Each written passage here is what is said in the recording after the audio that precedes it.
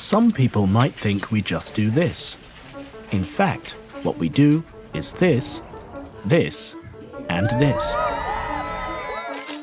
When Kiyoshi Ichimura founded the company back in 1936, he didn't just make this. He thought about this, and this, and this. He believed in innovating on behalf of customers to pursue sustainable business practices on behalf of every life Ricoh touched. Right up to today, we believe that all our actions should balance this, this, and this to help create a more sustainable society. In 2002, we were the second Japanese company to sign this, meaning that we will contribute to these. We already had over 80 years of sustainability history behind us, but our commitment meant we looked again at how we could make better versions of these in order to benefit the world. And it meant we could create our products more intelligently so that our customers could work smarter and enhance their productivity.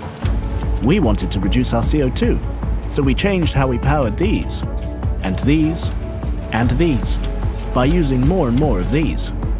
In fact, we were the first Japanese company to join this. And by 2050, all our operations will be 100% renewable. Thanks to these people, we even ran one of these, so that great ideas had a chance to live. But we don't just think about our own carbon footprint. We help our customers to do the same by empowering their digital workplaces.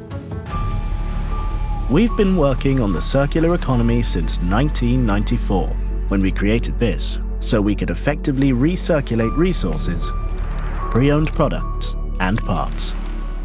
Our commitment to people is as strong as our commitment to planet, helping people with Alzheimer's remember more. We hope Ichimura would be proud of how far we've come.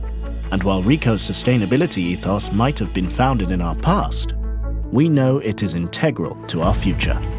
And that by making these and these, we're actually enabling these and this. And we know we'll keep on doing so for generations to come.